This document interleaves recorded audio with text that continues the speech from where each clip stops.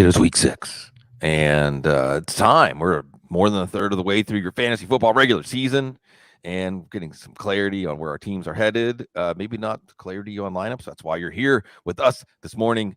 Sigmund Bloom, Chris Allen. Let's jump right in. And I noticed looking through the early questions, Chris, and this isn't really going to be one with a data point, a yes or no data point on the player, but a lot of people are asking about AJ Dillon. A lot of people asking about Dillon, and he's back in Green Bay. It is a matchup with the Jets. Are the Jets good? That's a lot. That's a theme I've been doing on the preview. This team good? I don't know if this team is. I think I know about 3 teams that are actually good in the NFL. I don't know if the Jets or Packers belong on that list, but just a heat check for AJ Dillon, because I think that's going to touch on a lot of questions, maybe some questions that aren't being asked as people are maybe even putting him on the bench at this point. Well, I think that the biggest question that folks are dealing with is if he's going to be as involved in the passing game, like as we originally expected. Because I think coming into the season, this was one of my things, was that AJ Dillon and Aaron Jones as rushers, as the pure rushers, like you would have essentially that 1-2 punch. Like you got Aaron Jones, the slasher, and then AJ Dillon being that like short yardage guy, like the guy that can like wear defenses down and things of that nature. But if Green Bay isn't able to at least impose their will from an offensive standpoint, like on opposing teams, like where does that opportunity for AJ Dillon to really be that short yardage monster that we expect him to see, like Quadzilla, like coming out and just like, making teams submit like towards the end of games? They're not doing that anymore. If anything, they're the ones that are having to keep up with Bailey Zappi and, that's the thing. And so if those situations, if those scenarios aren't really coming up, then you are going to find yourself with Aaron Jones like out targeting AJ Dillon on a game by game basis. You are going to have Aaron Jones being the one that Aaron Rodgers is going to be looking for in those 2-minute and third down situations, because they need playmakers. They're at a point where, I mean, they're having to create explosive plays like through their running backs, and it's just Aaron Jones was always going to be the one that was going to be a bit more explosive, like in that aspect.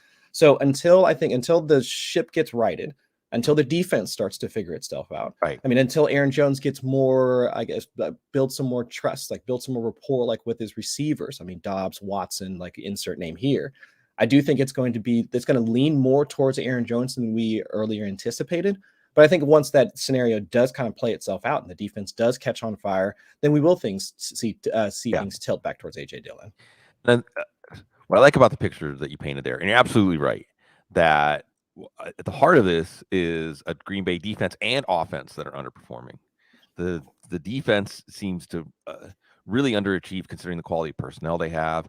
The offense is not coming together. Aaron Rodgers is getting frustrated. We expect this to be a winning team, a team that can control games against inferior teams. Well, I'm not even sure if these teams are inferior teams.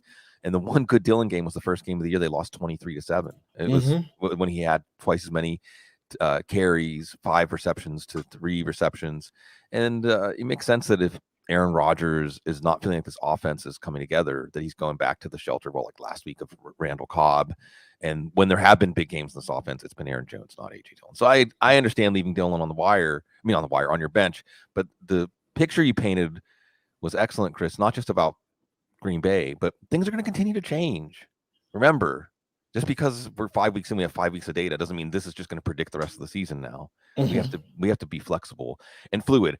Okay, let's talk about some injury situations here. Chris Baines asks, start Higgins if active, and to give us some data points to compare against Darius Slayton, Josh Palmer, Mecole Hardman. I mean, I guess Slayton would probably be the best out of those 3, or potentially Palmer with Keenan Allen likely out again. How much does the injury situation, where with Higgins, it sounds like he's a true game time decision, maybe limited. We saw last week he was on the sidelines. He maybe could have come in. It was a close game, but he didn't come back in. So really, could he even come in? Why did they tell us that? If he, it was a big divisional game, like that doesn't quite add up, which probably gives you a little less confidence, but so little confidence that you played the number 1 Giants receiver, whoever it is, this week, Darius Slayton, over him. No, and I think you painted the right picture, like regarding Higgins and how to play it, because the team already gave us an indication of how they're approaching the injury, whether or not they want to make him active on game day or not. Active on game day doesn't mean he's going to be active on your fantasy rosters. Like we saw that just last week. And in a game where we knew that they needed to win, in a game that they knew that they needed to, in order to generate production on offense, in order to move the ball and actually get the lead, T. Higgins was on the sideline. Like Mike Thomas was the one out there making some plays downfield. So if the team already, one, showed us like how they're going to approach like T. Higgins injury, two, if they've already shown us they're actually capable of actually generating some sort of offense with him, since Mike Thomas seemed fine, Hayden Hurst also fine, Tyler Boyd, I mean, fine. It just seems like even if Higgins is active, like they do have other options to rotate in with Higgins even on the field. So I would pivot to like one of those other guys. And I think you laid out a good case there for Darius Slayton if you want.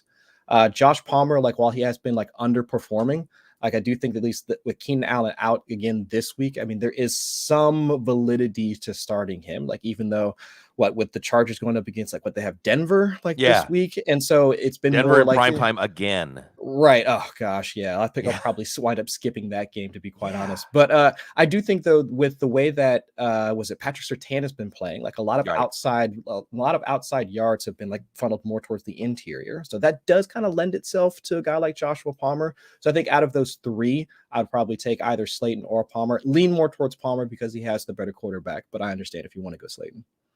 Yeah, with Higgins, you just need that one against New Orleans. They give up 3 deep balls to Seattle last week.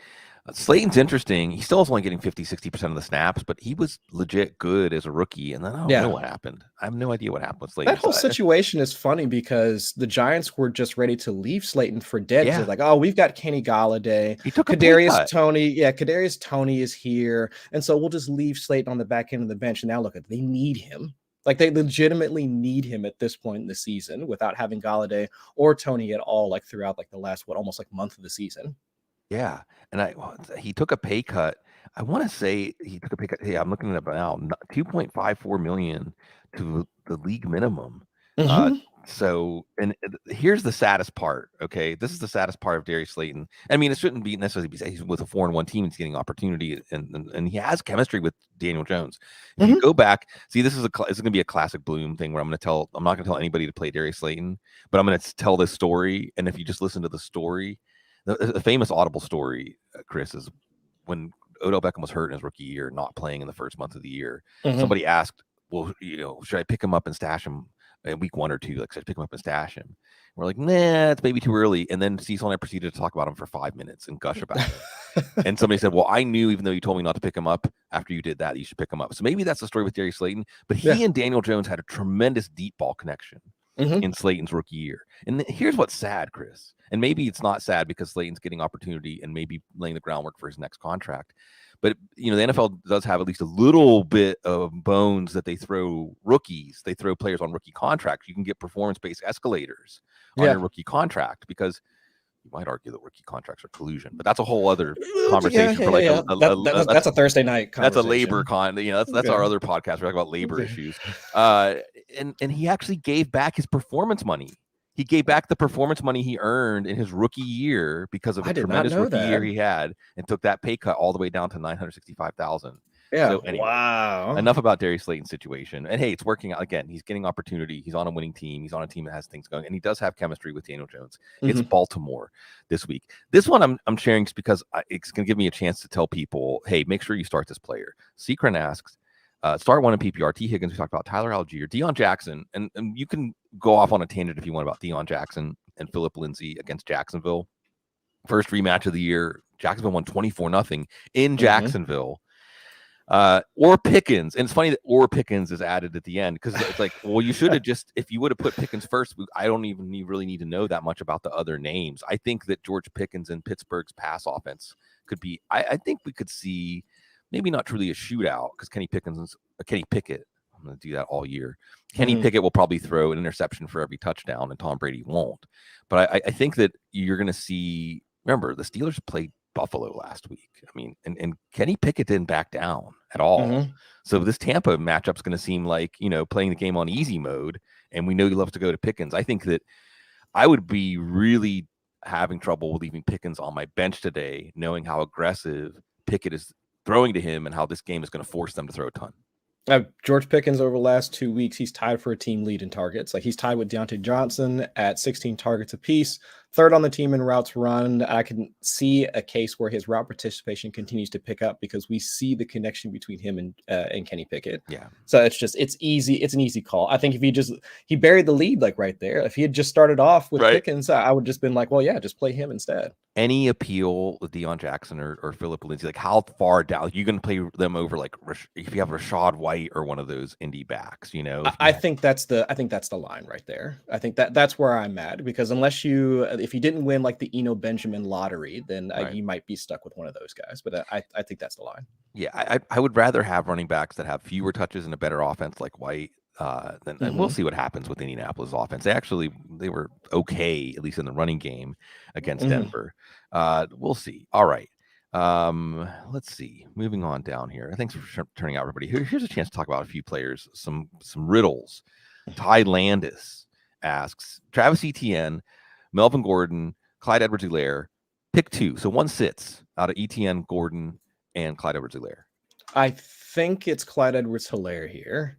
That's where I'm leaning, just because if I want to dive into like how the game flow is projected to go for this, right? I mean, Buffalo's offense just cannot be stopped. I mean, they are number 2 in offensive yards per drive, if I'm remembering correctly, but per Football Outsiders. And also their defense has been playing lights out. I think they're number 1 in defensive yards allowed, like per drive, also per Football Outsiders. So, I mean, they're producing a ton of offense and limiting opposing teams on defense. I mean, I guess I know it's Patrick Mahomes, but in the game situations where they've fallen behind, or they're even if they're playing with the lead, things have shifted away from Clyde Edwards-Helaire. If they're falling behind, it's been Jerick McKinnon, which makes sense. Pass catching back, yada yada yada.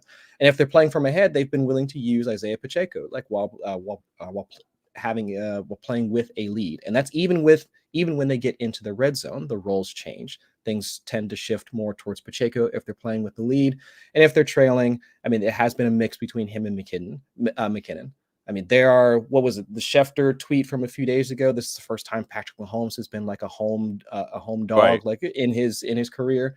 So if the game goes like the way that we're thinking it's going to, I mean, I can already see work shifting away from Clyde Edwards-Helaire. I mean, this is the same running back who had 7 carries, 0 yards, and a touchdown, not just like a few weeks ago. But he's been volatile. Let's just say that. And if his workload goes the way that game script goes, and we've seen that over the last like 5 weeks, with Buffalo coming to town, it's difficult for me to put him in my lineup. So I would lean more towards Etienne. Been hearing more and more about his playmaking ability. And with Jacksonville like needing some playmakers on offense, like I could see him like catching fire like this week. And then with Gordon, it's just kind of you take the workload that you can get. Like shrug your shoulders. Yeah, you just kind of it's just well, we'll see what happens. Yeah, I think that the takeaway here for this question that folks can apply is ETN is a player you should try to get in this week. And I think you nailed why Jacksonville's offense was miserable last week, and they can't blame it on the rain. Milli Vanilli. And so you're going to have to say what can jumpstart this offense. That's ETN, clearly. He's the only real explosive player in this offense. That's it. Yeah. And I think you really might see them focus on him. And this is another moment to say that it's not just be patient, because sometimes be patient is the exact incorrect advice in fantasy football situations. But you always have to be open to things changing. And in this case, I know that ETN has been a massive disappointment. And when the Jags were winning, and when we thought the Jags were a good team and they beat the Chargers on the road 38-10, we thought, well, Robinson's going to carry the mail when they're ahead. Their defense is good. Their offense is good. The team has a whole different aura. And it's going to be Robinson's backfield with ETN mixed in. But now they're scuffling on offense, and they're needing to rub 2 sticks together and try to get something going. And they lost a divisional game. That AFC South is wide open. This is an important game. I think it's going to be ETN. With Melvin Gordon, we're watching Latavius Murray. And again, I'll just bring Cecil in, enter stage left Cecil, saying Latavius Murray is the guy that they actually trust. They don't really trust Gordon. That being said, Gordon will probably still lead that backfield in touches. Edwards-Helaire, I think you got it right. Where the meter here is, what do you think is going to happen in the game? Because I thought it was great. Like, yeah, Buffalo is a favorite, Chris, but only like a 2 or 3 point favorite. Yeah. And it's a 54 point over under. I remember. Yeah. So you're really telling me, Las Vegas, you're really telling me that you're projecting the Kansas City Chiefs to score like 29, 30 points, 31 points against that Buffalo Bills defense? Really? I can't. That I don't see it. I don't see it either. So there's some betting tip there somewhere in there if you can figure it out. Bet Buffalo in the under. I don't know, but if you think that they're going to be trailing most of the game, and there's a lot of stuff to point. I think any Kansas City Chief other than Travis Kelce, even Patrick Mahomes. Mhm. I know our dude Iron's cat came in and said he's got Hurts, Lamar Jackson, Mahomes has to sit one. I guess maybe that's a dynasty 2 quarterback league or something. It must be, yeah. But you're going to sit Mahomes. I mean, you're still until proven otherwise. Buffalo is considered, it should be assumed to be a major limiting factor for everybody that plays them, which again circles back to George Pickens and even Kenny Pickett. If you need a quarterback this week, look what they did against Buffalo. I mean, they at least were able to move the ball. They were at least able, and I get it. The game was out of hand, but I'm getting kind of excited, at least for fantasy, about that Steelers offense. All right, Mel Johnson, and this is again, I love picking these questions where we can talk about some hot button players, and we have a developing situation with the Rams, Chris. Yes, tough choice for running back 2 start 0.5 PPR league. Benjamin again. James Conner is out. Gerald Williams is out. Keontae Ingram, player to watch in that one. Will spell Benjamin, but he's the one who's experienced, can play in all the different aspects of the offense. Or Darrell Henderson is Cam Akers away from the team, likely to get traded for like a 7th round pick or couch cushion change or something like that. Benjamin in a 0.5 PPR, because I think if it's PPR, well, actually PPR, they both get a bump because Henderson's been the dedicated passing down back anyway. Right. So Benjamin's in the potentially high-scoring game against Seattle. Henderson's going up against the Panthers, potential dead Panther bounce there. Or Henderson, which one do we make in that tough choice? I lean Benjamin, like in this case, just because the high-scoring matchup kind of does it for me. I don't know what to expect like out of this Rams offense, like other than just if you've got Cooper Kupp, good. I mean, that's the guy that you want to be starting at this point. But otherwise, I would lean more towards Benjamin. Like after James Conner, even when James Conner was in and out of the lineup last week, it was Benjamin that was the one primarily swapping in with him. Wound up like out snapping or out touching. Who was it that also came in, if I remember correctly? Oh no, it was just between the two of them, but also was out there running routes as well. I mean, 4 targets last week. And with Seattle being so horrific on defense, it does look like, at least for the way that I want to roster running backs and the way that they accrue points, that Benjamin fits the mold for the guy that I would want in what we expect to be a high-scoring game. Yeah, and that's one of the things you get with Benjamin is the Rams and the Panthers might be like a 13-10 kind of game with a defensive touchdown. Right. And Seattle, Arizona should be the highest scoring game of the week. Yeah. If Cam Akers is dropped while he's in this purgatory, this unknown future, like on a scale 1 to 5, what's your interest level if he's out there on your waiver wire? 2. Yeah. Okay. So you're not saying just who cares, but I don't care that much. Yeah, because I don't know if it's we just don't know. We don't know like the reason for him what I thought I saw it was Laquan Jones like from NFL that tweeted out like Cam Akers had posted something on his Instagram about it looked like him like running out of the tunnel or like last hurrah or something along those lines. And so we don't know if it's a performance thing. We don't know like what's going on with Cam Akers at this point. But at the very least, if there's another team willing to spend some draft capital on him to trade for him or whatever the case may be, I mean, he has been serviceable in the past. So at least I would be intrigued by whatever his landing spot is. If what it sounds like he's going to be moving away from the team at some point, I would at least be intrigued by whomever picks him up. Yeah. Well, so trying to figure this out, another reason to like Benjamin over Henderson is just because the Rams know Henderson well. They did play him pretty heavily in week 1, which seemed to be more of a we don't like Cam Akers mindset than anything about his decisions or how he was running the ball physically. Then you see Sean McVay the last 3 or 4 weeks really against what we can observe that Henderson looks like just the more productive, better running back, playing Cam Akers more, not so much on a snap share point of view, but touches. And then it sounds like if you read the reports here that it's some philosophical differences basically. Yeah. And that Cam Akers is kind of saying, I don't want to play for Sean McVay anymore because he's not using me the way I want to be used. Like what have you earned? What have you earned, man? Yeah. But at the same time, they have a lot of evidence to trust Darrell Henderson, or at least Henderson's the better running back, and they haven't.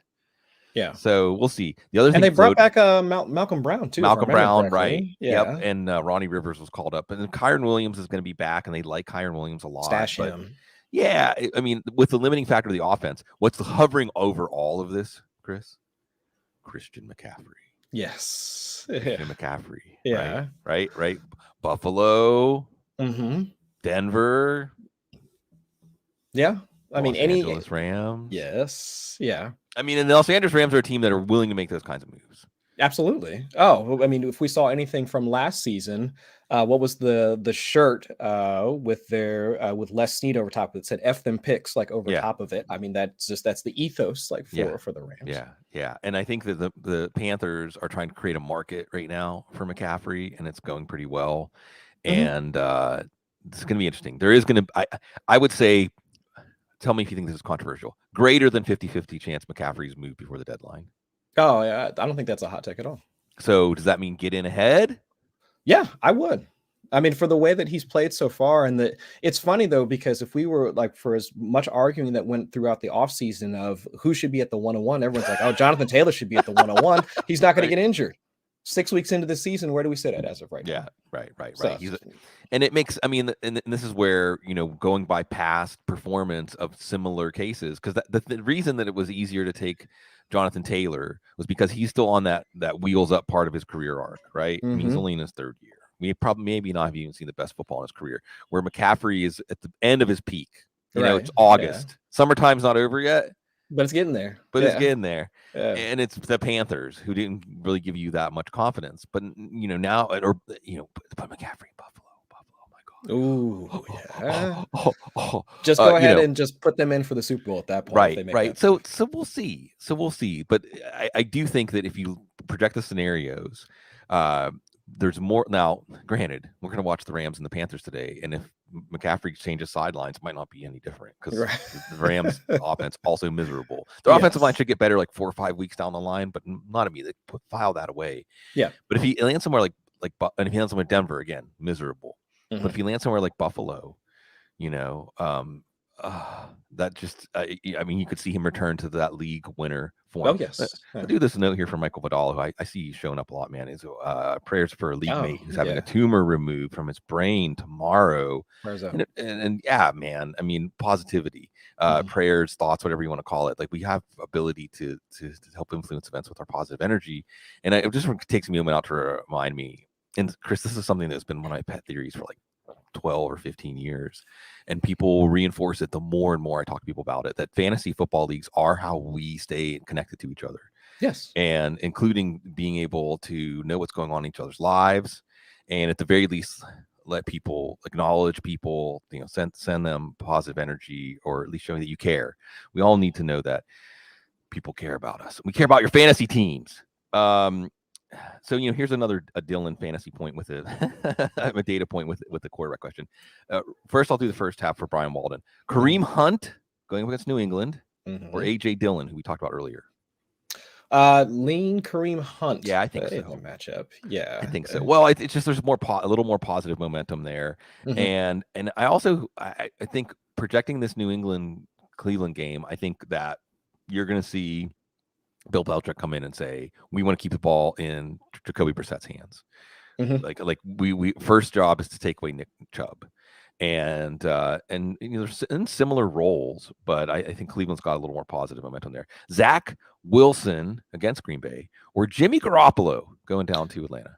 Oh, that's interesting. I prefer. Well, I'd say it depends on your matchup. So if you are, let's say, sitting at like 3-2 or 4-1, like somewhere along those lines, and all you need is like a floor game, like from your team. So let's say like your opponent like streamed Carson Wentz like on Thursday night, and you're sitting okay. I would say if you need just a floor matchup like Jimmy G against Atlanta, like it's not the worst possible thing. I've already heard some buzz about this could be the week that we finally see George Kittle get back to form. We know what Deebo Samuel is, like Brandon Ayuk, yada yada yada. So I don't mind him. But Zach Wilson, hey now, are the back to your question earlier? Are the Jets good?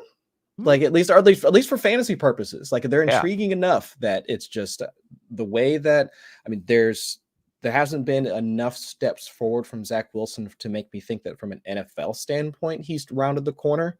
But at least for fantasy purposes, continuing to still at least get with a connection like with Garrett Wilson, We're even seeing like at least, I mean, Elijah Moore, like I'm hoping things like round out for him, but at least with Breece Hall, Michael Carter, like those two in the passing game, like they've been lighting it up.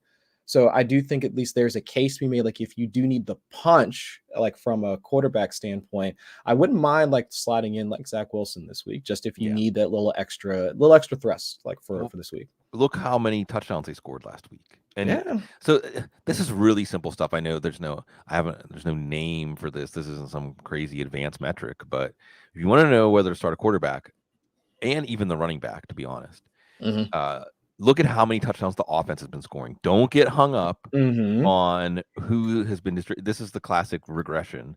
But Josh Jacobs was a good example. Actually, I get lots of things wrong. I get some things, maybe not as many things right. I don't know. That's not for me to decide. That's for y'all to decide. But I remember writing up the Bilo take on Josh Jacobs before week 4, saying, look, this team has scored 6 offensive touchdowns in the first 3 weeks. Jacobs has 0 of them, but that's going to change. And last week, Zach Wilson actually did get a rushing touchdown, but then you saw Michael Carter had 2 rushing touchdowns. Breece Hall had a rushing touchdown. Even Braxton Berrios had a rushing touchdown, right? Yeah. Some of those are going to turn into passing touchdowns. And this team is confident, and it's a really interesting matchup. All right, we're going to check in on Skylar Thompson in a way here for James Flatley. Pick 2 in a full PPR: Chris Godwin, Jalen Waddle, Jeff Wilson, Drake London. And can I say right off the bat that we're just going to take London's facing San Francisco? Yeah, we're going to take London, take them out. So it's really who sits out of Godwin, Waddle, and Wilson. Is Skylar Thompson starting enough to make Waddle the guy that sits? No. Well, take that back because Godwin is for sure in for me. Yeah. DFS folks, real quick. The Steelers are missing their top 3 corners and Minkah Fitzpatrick today. And if you want to toss in just like a random qualitative narrative, Tom Brady was wearing a shirt with Chris Godwin's face on it. There you go. Yeah. So it's just, and the Steelers can't cover slot receivers. Remember that one Sunday night when Keenan Allen had the linebacker? Yes. Yeah. So it really comes down to Waddle or Wilson. I remember that. So for me, I think I would still keep with I would still hold Jeff Wilson like in this case. Just going back to the Jimmy Garoppolo like portion of things. I mean, because if Jimmy Garoppolo fails, it's because Jeff Wilson like is succeeding. And with the way that, oh my gosh, with the way that DeMeco Ryans is like coaching like San Francisco defense, I can't wait to see like where he winds up as a head coach in 2023. Yeah, it's book it. Yeah, but I mean, definitely book that one. But I definitely towards Jeff Wilson in that one.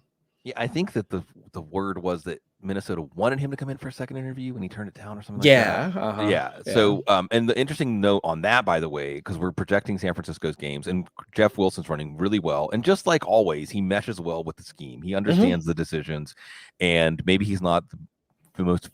So it's kind of like a safety, right? I remember when I did a lot more draft scouting, you would look at a safety's 40 time. And a safety might be a 4.55 or a 4.6 40, but how valid are your instincts? How quickly do you diagnose plays? How much do you trust your instincts? And how decisive are you? Because a 4.4 safety who doesn't understand how to validly interpret information is worthless, where a 4.6 safety who might not be able to run stride for stride with the fastest receiver in a straight line, his closing speed is going to be fine because he understands what he's looking at. That's Jeff Wilson in this running game, right? Jeff Wilson is not he's not a Raheem Mostert, like shot out of a gun with his acceleration and burst, but he totally understands the scheme, and you can see how the chunk gains are there for him, right? The chunk gains are created by the blocking, and he gets them because he hits the hole so decisively. It's like Elijah Mitchell, Drano, and I think with San Francisco, surely here comes your trap game, right? Surely going to control this game against Atlanta. Oh, sure. So in that, and maybe let's take a quick moment on Waddle, because maybe that question's answer is more about our confidence in Wilson than our lack of confidence in Waddle. But I think that folks are looking for maybe some guidance. I'll see if further down the thread there's some more specific questions about Hill and Waddle, but overall, this is kind of like the heat check we had on Dillon earlier. What's your heat check on Jalen Waddle? I think Hill is one of those guys you're scared to bench. Like, I do have a fear of like having Tyreek Hill on my bench and he goes like 9 for 190 and 2 touchdowns. Waddle, like, it's more of a I could see Waddle with, let's say, a 6 for 60 like type of game. Like that's where I'm kind of projecting him like for this week, where it's just like he will get you the points that you need, But at least in terms of anything more than that, like if you need him to get you like 12, 13 points, he'll probably get you like 12, 13 points, like a 5 for 70, like somewhere in that type of range.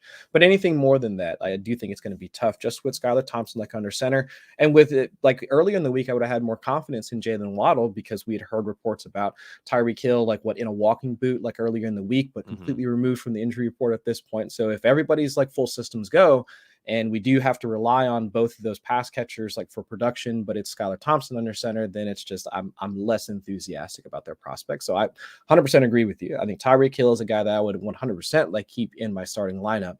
But Jalen Waddle, it's just like, yeah, you're likely starting him if you've got him, other than the gentleman that asked the question. But otherwise, it's like I wouldn't expect a ceiling performance from him. Yeah, and great news that Tua is going to be back next week. Yes. Yeah. That being said, why do I feel like, Chris, we're not done with the injuries in the Miami quarterback situation yet? No, I don't think we are. Yeah. All right. Another player there's been at least some questions about, and again, I'm not going to locate him in a specific start-sit question, but I'm seeing his name come up a lot, is Rondale Moore. Last week before DeAndre Hopkins comes back. And remember, folks, DeAndre Hopkins was running routes out of the slot at times in training camp. I think this is a great buy low moment for Hopkins and the Arizona offense as a whole. Maybe especially this week, because before it all absorbs into the fantasy football hive mind that Hopkins is back and how much it changes this offense, how much it changes Kyler Murray's confidence level, his ability to not have to just have everybody run around and play sandlot football, but actually there's a more function and form to this offense with Hopkins. And again, they're playing Seattle today. What about Rondale Moore today, though? You did say him get like 7 catches for 60 yards and change last week. We've seen Greg Dortch turn this slot role into a productive role for fantasy football. Well, here, I'll make up one for you. Rondale Moore or Jalen Waddle? Rondale Moore. Yeah. I think that's where I'm at. Yeah, I think just off the top of my head, I think I would probably take like Rondale Moore. Just given the matchup at this point, right? I mean, with the way that we're expecting both teams to interact with each other between Arizona and Seattle, I could see much more chances for shots on goal, like where Arizona is actually playing inside like the 20-yard line, or Seattle's like 20-yard line. But I think it was interesting that when Rondale Moore came back after 2-3 weeks of Greg Dortch playing in the slot well, Dortch went immediately back to just playing on special teams, not even like a route, not a snap. I mean, it was just the roles immediately switched to 100% Rondale Moore, which I thought was interesting. But my only concern after this week is, what is that offense going to look like? What is the deployment going to be for the receivers, like moving forward with DeAndre Hopkins back? Because DeAndre Hopkins like primarily plays on the outside. I mean, if AJ Green is back and healthy and everything, I mean, AJ Green primarily plays on the outside. And if you've read any of the work from Matt Harmon, it's just Marquise Brown should be best utilized from the slot as a deep slot type player. So does that relegate? I mean, do we have a potential split, or does that completely make Rondale Moore irrelevant? I think that's to be seen. And if Cliff Kingsbury can be a rational coach and put like the best 3 receivers out there on the offense, that's a whole other conversation. Right. But I think at least for this week, this week alone, before things shake up with Hopkins returning, I think Rondale Moore's the better play. You would hope that Cliff, and again, like you said, rational coaching, that really go back to Texas Tech days, baby. Like spread the field, 4 spread wide. And shred. Yeah, Green and you can take turns on who out of two out of the 3 more Hopkins and Brown inside. And Zach Ertz can line up in the slot too. Benjamin's going to do better, I think, with the spread. But rational coaching. All right, Chris, it's time for our depressing segment of the week, which is are we really benching DJ Moore for? Are we really benching DJ Moore for Romeo Dobbs or Marcus Valdez-Scantling in a half PPR for Ty Landis? I'm not going to argue with you if you wanted to do that at this point. I don't know what to think about DJ Moore. I'm hoping that man winds up getting traded at some point and then he goes to a better situation. But I actually I'm intrigued by MVS. Last week in a game where it was they needed to move the ball because Travis Kelce wasn't really available between the 20s. Like once they got into the red zone, it was all Travis Kelce. But seeing MVS like run intermediate routes, I mean, look kind of clunky on a few of them, but at least able to come down with a few balls. I mean, he was like he was essentially like one of the team's like primary targets for Patrick Mahomes like last week. So, and not the way that we traditionally saw him when he was in Green Bay. So in a game that we think is going to be high flying, possibly high scoring. I mean, and we do have some. I definitely have some concerns about Juju Smith-Schuster. I don't know what's going on like with him at this point, but if there is a pass catcher outside of Travis Kelce that I would be at least semi-comfortable with rostering like this week, I mean, it probably might be MVS, like outside of Travis Kelce. Yeah, we want to see something get started now. Again, against Buffalo, not that we can necessarily look for something to get started. I would probably stick with DJ Moore and hope for PJ Walker being in. It's something great, something. The Rams aren't necessarily an easy draw. Dobbs, I think you're seeing his star fall a little bit. Christian Watson is out. It is the Jets. Dobbs may be the best play. If it was a PPR, I might be more inclined to say go ahead and go with Dobbs because he gets some short targets. But I'd hope. Unfortunately, McCaffrey and Robbie Anderson are the players that we're hearing that Panthers are open to trading. Not as much for DJ Moore. So if we time traveled back to August, Chris, and I told you that when you and I do the start sit show by mid-October, this would be a valid question. Kyle Pitts or Taysom Hill? Oh my God. That is so tough. I can't with the Taysom Hill thing. Right. But see someone else saying I can't with the Kyle Pitts thing. Yeah, I know. I know, and that's the tough part, but it's like I'm with you though. From a projectable workload stance, it's he's making his bones on like 5 or 6 touches a week. I mean, it really is like that scene from Breaking Bad where it's just like he can't keep getting away with this. Like how does he continue to do the thing? But I get it though. Yeah. I mean, no Chris Olave, no Michael Thomas, no Jarvis Landry. Right. So outside of Alvin Kamara and Taysom Hill, like who else is supposed to get the touches for this week? You know, with Andy Dalton playing his third, like going back and facing the Cincinnati Bengals on his third team now outside of Cincinnati. So I get it. I understand like why you'd want to play like Taysom Hill. I cannot expect to see him do the same things that he did last week. I'll just put it like that. So if you want to play him, I get it, but I wouldn't expect what happened last week. Right. So if we're going to get our decoder rings for Taysom Hill, you're right that it just seems like, come on, you're playing with fire here. It's like, you know, when you do like 0, when you put a chip on 0 on the roulette wheel and it hits, and I've seen this happen before. And you put it and you say, well, leave I'll take my winnings, leave, and then it hits again. Right. So you know, it's that long shot. But the thing is that Taysom Hill, that we're even having these conversations about him, was a long shot. And you're right that you can tell a story that, and the Saints are crazy enough to do this. They really are, to say, okay, we're going to give Taysom Hill like 15 snaps as the option quarterback this week. And then it could end up being a success. And then Kyle Pitts, what has he done to give you fear of missing out at this point? It is a San Francisco matchup. That being said, I'm with you. You know, there's another one. Someone asked Taysom Hill or Evan Ingram. I'm going with Evan Ingram there. Yeah, I probably would. Yeah, I mean, I'm with you, and maybe I'm violating one of my cardinal rules is don't keep asking for more evidence. You know, look at what's happening and incorporate it, digest it, just ride the wave. Yeah. So again, this one's where like I'm telling you one thing, but then my brain is trying to fight me and tell you something else. We haven't had a Ken Walker question. Let's get one in. XXX Lex. Sit one. Breece Hall, Darrell Henderson, Ken Walker. Sit one. Darrell Henderson. Yeah, I think that's right.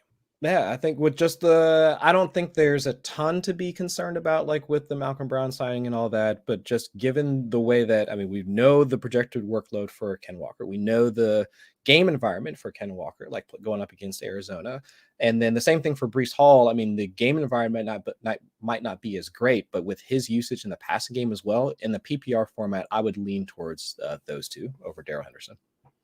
Yeah, I think so. And I think that with Henderson, the reason that I'm hesitant to start him over an upside option like Kenneth Walker is, again, the team's unwillingness to commit to him when it appeared to I think almost everyone watching that he had more to offer the offense than Cam Akers. All right. We'll see. I'll get this one in there because he's a Bengals honk, and the Bengals are down. Chris, the Bengals are in New Orleans one time every 8 years. Yeah. We were out at the barbecue and Blues Fest, and I saw like a Geno Atkins jersey. Like, oh, yeah, that's so cool. Right. Yeah, they're around. They're around New Orleans having some fun. And it's a big week for the Bengals, big week for the Saints. Travis Etienne, who we talked about earlier, or Jacoby Myers. I feel like Jacoby Myers is probably the most anonymous. He's a wide receiver 1 on a game for game basis at this point, right? Like top 10, top 12. Mm-hmm. So, I mean, should we just take that at face value and say this is a slam dunk for Myers, and maybe Myers, again, you treat him the way he scored, not the way we perceived him going into the season? Yeah, exactly. And I think that if you were just to look at the team and then also the quarterback, you'd be like, oh, I don't want to play any of their pass catchers. But if you're starting or if you're rostering the wide receiver that's leading the team in targets, I mean, I think over 100 yards like last week, 100, 110 yards like last with week. Bailey as well. Zappi. Exactly. So it's like in a PPR and a full PPR league, I mean, you can't really ask for that level of usage. So yeah, I would lean Jacoby Myers in that. Yeah, I think this is another one of those ones where we're catching up. We're catching up, and it makes sense. I haven't got a chance to mention this guy yet, so I'm mainly teeing this one up as we're coming down to the wire here. Phantom 109 asks Drake London, and I don't want to make this take about Drake London or Devin Duvernay. I want to make this take about Devin Duvernay. Oh, I would lean towards Devin Duvernay. I mean, just in the Bengals game last week, there were multiple shots like downfield that it was more on Lamar Jackson missing the throw than Devin Duvernay not being able to haul in the catch.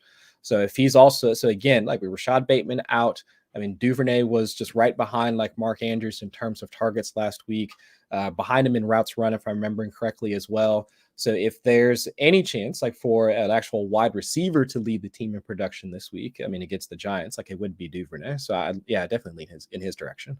Duvernay is another example, and we do this all the time. I do this all the time. All right, this goes back to, I think it might have been my man Jared. Hope the Guardians win today, Jared. I think he might have come up with Occam's waiver of the simplest thing is just to take the player who scored the most points off the waiver wire, and that was Devin Duvernay. I remember he scored a couple of touchdowns. Yeah, well, that's not going to last. And he gets a kick. Another touchdown. 4 touchdowns in the first 3 weeks. That's too efficient. It's right. And then now he's getting involved in the running game in a Deebo Samuel kind of way. So yeah, Devin Duvernay is a player. I mean, we've seen, if you think Lamar Jackson's going to be on, it's Devin Duvernay. He trusts him. Lamar Jackson's thrown 2 of the smallest window touchdowns of the season to Devin Duvernay, so we trust him. We haven't got a chance to talk about the Baltimore running game. Scotty O asked, 0.5 PPR. Waddle, we talked about. Hunt, we talked about. Or J.K. Dobbins. Let's talk about J.K. Dobbins because I don't think people know what they have in J.K. Dobbins yet. Is that just the answer, or do you want to give them a nudge positively or negatively? No, I think that's I would lean more towards J.K. Dobbins at this point because like almost immediately after he came back, I know like after he came back, like he was leading the team on the early downs. I mean, short yardage, 2-minute drill, like each of those scenarios where you would want like your running back, like being the guy that's on the field, like that was J.K. Dobbins. And last week, that was primarily the case. It was just that, I mean, they were throwing more than expected just because it was more of a competitive matchup between them and the Bengals. So if he's still leading the team, like in snaps, still leading the team in touches, I mean, of course, Lamar's going to get his, but yeah, I wouldn't mind starting J.K. Dobbins, especially against like the Giants defense. I mean, their defensive front hasn't been like too terrifying, like so far, like through 5 weeks. The bad news with Dobbins is, at least as of last week, he was still on a pitch count. They capped at about, I think he's at like 26, 35, and 26 snaps. And he was on the bench for the fourth quarter, and they said no injury situation, nothing was wrong. They just have it dedicated as he ramps up. The good news is he's looking good. He's looking like J.K. Dobbins. And no setbacks. Right. So one of these weeks, they're going to say, okay, we're ready to really take you out of the garage, out of the neighborhood. And you can get out on the freeway. Yeah. 45, 50 snaps, maybe, depending on how this game goes against the Giants. So I would certainly feel like the arrow's pointing up on Dobbins, and to expect he had that one game with 2 touchdowns. It hasn't done anything yet. But again, Justice Hill's still banged up. Gus Edwards isn't ready yet. Kenyon Drake, I think they just put him in because he can block and he can handle his assignments, right? And to take snaps for Dobbins. But this could be the week that he gets ramped up. Every week is a week that I get the great pleasure of hanging out with Chris Allen, with all of you wonder people in the chat room. Thank you for the likes, helping us grow this YouTube channel, sharing with the world something that hopefully you enjoy, certainly something that we enjoy. We enjoy a football Sunday with you always. And again, go Guardians. Yankees. Sorry, I shouldn't do that.